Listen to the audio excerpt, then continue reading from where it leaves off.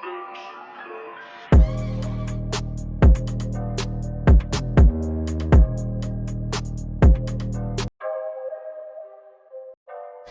pecinta film, selamat datang di Studio Mini. Terima kasih telah mampir.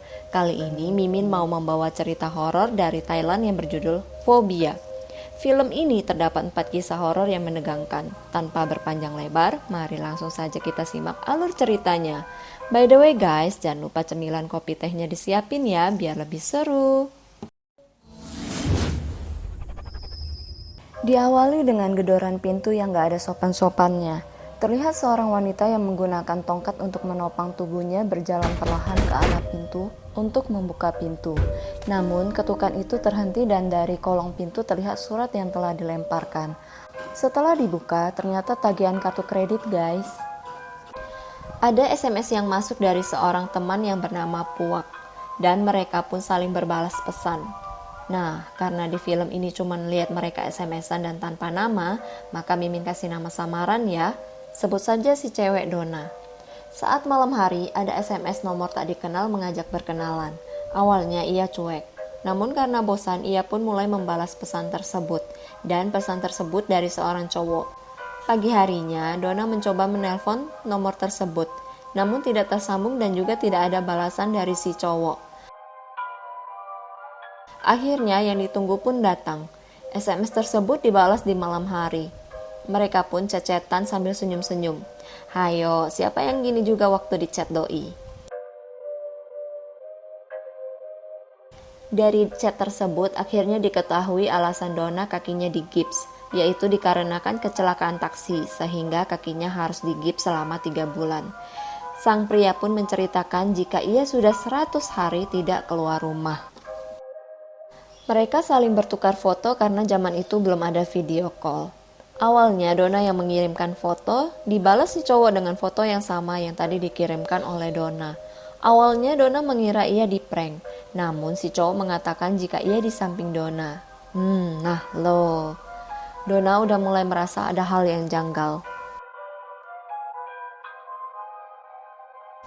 Saat sedang browsing di internet, tiba-tiba muncul berita, ada anak lelaki dari seorang putri yang bernama Putri Sofia dari Afghanistan telah meninggal di Phuket.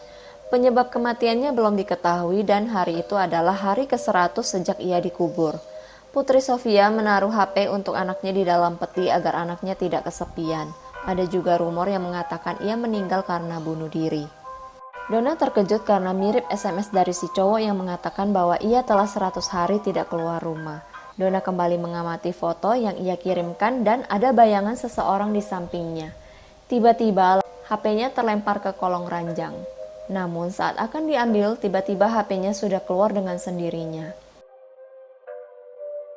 SMS dari si cowok pun membuat Dona sangat ketakutan, karena si cowok tahu apapun yang sedang dilakukan oleh Dona. Ia berkata bahwa akan mampir ke apartemen Dona. Dona segera mengunci pintu. Dona sangat ketakutan, sampai ketika listrik di kamarnya pun padam total. Dona mulai menangis ketakutan. Ada SMS dari si cowok yang mengatakan ia telah masuk dan lalu mobil jenazah seorang lelaki pun lewat. Flashback, ternyata cowok di foto tersebut bernama Ton. Ia baru saja di SMS-in pacarnya untuk putus. Ton yang galau tanpa pikir panjang menabrak dirinya ke taksi yang di dalamnya ada Dona sebagai penumpang dan kecelakaan pun terjadi. Si cowok juga terpental ke depan wajah Dona, dan kisah pertama pun selesai. Lanjut ke kisah kedua. Seorang anak lelaki berjalan melewati para preman berseragam sekolah. Mereka memaksa anak cowok ini untuk naik ke mobil mereka. Di atas mobil ia dipukuli dengan sadis sampai berdarah-darah. Anak tersebut bernama Ngit. Ia memohon untuk tidak dipukuli dan mengatakan bahwa ayahnya sedang dirawat di rumah sakit. Flashback, saat itu Ngit dipukuli di ruang kelas. Ia dibully seperti ini karena ternyata preman kelas ini dilaporkan oleh Ngit soal narkoba dan menyuruh Ngit untuk tidak bersekolah lagi di sana. Kembali ke masa sekarang. Sepeda Ngit pun dilempar. Mereka menakut-nakuti Ngit dan akhirnya ia pun terjatuh dari mobil. Entah apa yang terjadi selanjutnya. Di hari berikutnya, para preman sekolah ini bermain kartu. Si Pink khawatir Ngit akan meninggal. Diu berkata, mungkin saja Ngit sudah berhenti sekolah. Ed berkata, ia melihat sepeda Ngit saat pulang sekolah. Tiba-tiba, Ngit tanpa rasa takut mendobrak pintu. Ternyata ia masih hidup. Ngit masih saja dipukuli, namun ia menatap Diu dengan tajam. Untung saja kejadian ini dihentikan oleh Pink. Mata Ngit mengeluarkan darah dan mengatakan mereka akan mati. Tiba-tiba Yo jatuh dan tertusuk. Entah apa yang tertulis di buku itu. Ngit kejatuhan buku tersebut. Ia mendadak kehilangan kontrol dan tanpa sengaja didorong keluar jendela. Ia pun kali ini benar-benar telah meninggal. Para preman melarikan diri dan hendak membawa Yo ke rumah sakit. Belum sampai tujuan, Yo meninggal karena kehabisan banyak darah. Diu mengatakan mereka harus meninggalkan Yo di sana. Preman-preman ini pun lari dan bersembunyi. Mereka sangat ketakutan. Salah satu preman berkata pernah melihat Ngit membaca mantra dan melakukan ritual. Ternyata ayah Ngit adalah seorang dukun.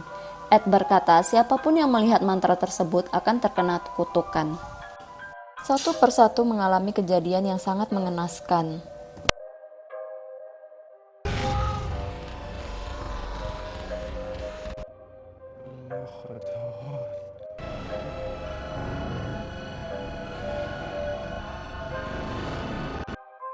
Semua meninggal kecuali Pink. Pink berlari ketakutan. Kertas yang berisi mantra itu berterbangan. Beruntung ia diselamatkan oleh polisi. Di kantor polisi ia diinterogasi oleh para polisi. Pink yang masih di dalam ruangan sedang dihantui dan dipaksa untuk melihat mantra-mantra itu.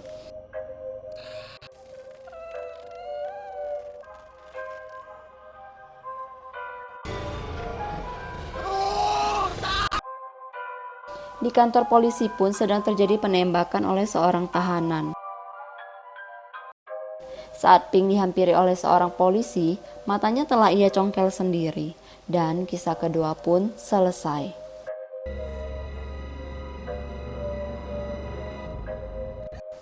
Lanjut ke kisah ketiga. Terlihat beberapa orang sedang berkemah. Seorang pria berkata ada pantangan, jangan tidur di pinggir sungai saat sedang berkemah. Dan ia pun menceritakan teror horor hantu seorang wanita. Tiba-tiba Ae nyeletuk, apabila salah satu dari mereka ada yang meninggal, apakah mereka akan takut? Ae lanjut lagi dengan mulut baunya berkata, apabila ia yang mati duluan, ia akan menghantui yang tidur di tengah dan diaminkan oleh Ter. Ini pun dijadikan bahan candaan yang lucu menurut mereka. Pagi harinya, mereka melanjutkan petualangan. Lagi-lagi si mulut busuk berkata, ingin kejadian seperti Titanic. Tidak lama kemudian arus pun sangat deras, dan mereka sangat menikmati permainan arung jeram tersebut. Namun Puak yang banyak gaya membuat oleng perahu dan kejadianlah perahu terbalik. Mereka semua tersapu arus, sampai akhirnya Chin, Puak, dan Ai sampai ke tepian kecuali Ter. Ia tidak bisa berenang dan mereka menjadi sangat khawatir. Tak lama, Ter muncul ke permukaan, namun pelampungnya terlepas. Ai segera menolongnya. Tak lama kemudian, hanya Ter yang keluar dari sungai, malah Ai yang menghilang. Mereka bertiga kembali ke tenda dan istirahat sebelum besok mereka mencari bantuan. Saat masuk ke tenda, Ter terlihat ketakutan karena akan tidur di tengah. Ia takut Ai akan menghantui mereka. Namun Puak berkata Ai belum meninggal. Tapi ternyata ia juga ketakutan. Akhirnya mereka tidur membentuk segitiga. Tiba-tiba mereka mendengar ada yang berjalan mendekati tenda mereka. Ternyata itu adalah Ai. Ai terlihat sangat kedinginan. Namun Chin dan Ter saling tatap dan merasa ada keanehan. Ter yang tidur di samping Ai merasa sangat tidak nyaman. Ia pun keluar tenda ditemani oleh Puak. Hanya tinggal Ai dan Chin di dalam. Ai terbatuk-batuk dan mengeluarkan darah. Chin panik dan beruntung itu hanya mimpi. Chin yang ketakutan ikut keluar. Chin dan Ter memberitahukan kecemasan mereka pada Puak bahwa Ai telah meninggal. Namun Puak membantah dan tidak percaya. Mereka dikejutkan oleh Ai yang keluar dan ingin ikut Ter pipis. Ter yang ketakutan terpaksa mengikutinya. Anehnya, tubuh Ae mengeluarkan air. Tiba-tiba mayat Ae muncul. Ter lari tunggang-langgang dan diikuti oleh hantu Ae. Dan mereka lari berhamburan. Ter terpisah seorang diri dan mencari kacamatanya. Ia dihantui oleh Ae. Akhirnya 3 sekawan ini pun bertemu dan akan melarikan diri dengan perahu karet mereka. Akan tetapi tiba-tiba ada mayat yang muncul ke permukaan.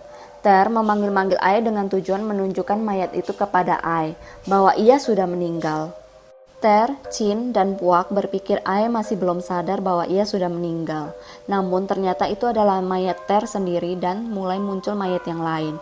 Akhirnya mereka sadar bahwa mereka telah meninggal dan film ketiga pun selesai.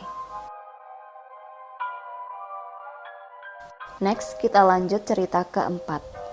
Pim adalah seorang pramugari. Saat itu ia ada tugas penerbangan khusus untuk seorang pangeran yang bernama Albert dan istrinya untuk terbang ke Phuket.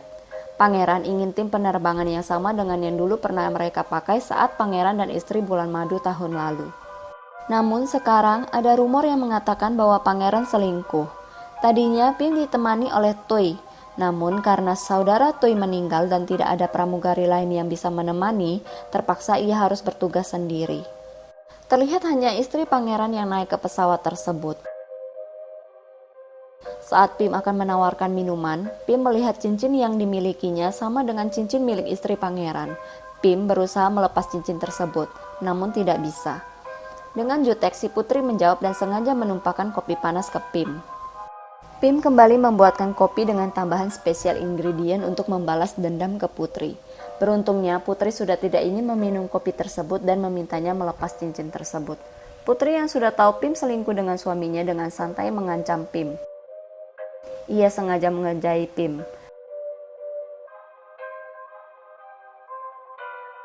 Putri minta makanan yang akan dimakan oleh Pim. Kebetulan Putri punya alergi udang, namun makanan Pim ada udangnya. Ia hanya menyingkirkan udang-udang tersebut dan menyajikannya kepada sang putri. Putri pun mulai terbatuk-batuk. Saat Putri ke toilet, di meja Putri, Pim melihat foto dirinya dengan pangeran. Ketika Putri kembali, wajahnya sudah sangat menyeramkan. Akhirnya sampailah mereka di daratan.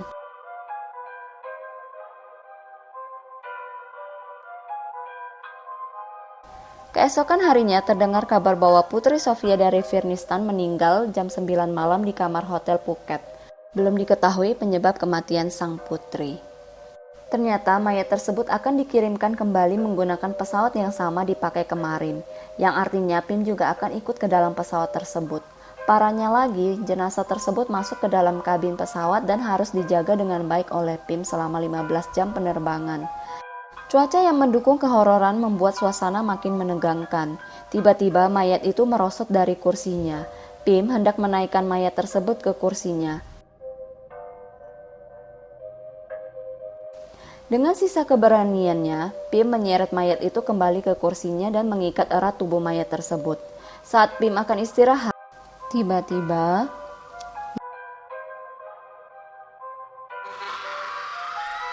ia pun terbangun. Namun tak lama kemudian, mayat tersebut menghilang. Pim panik dan menghubungi kapten, namun kapten tidak percaya. Lalu terdengar suara orang batuk. Pim memberanikan diri menghampiri kursi mayat tersebut. Tapi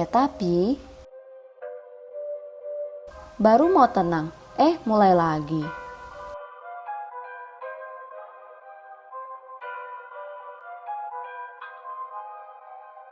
Pim berteriak super histeris. Ia berhasil keluar, tapi malang bener nasibnya, ia terus diteror. Sampai akhirnya ia mengambil kapak dan menyuruh kapten untuk landing. Merasa tidak digubris, ia pun berniat memecahkan kaca dan dihalangi oleh kapten. Ia diikat oleh kapten dan didudukkan persis di depan mayat putri.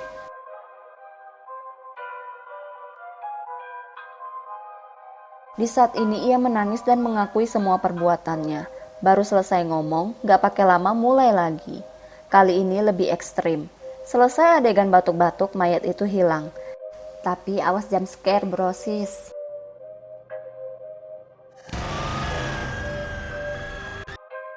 Akhirnya pesawat landing.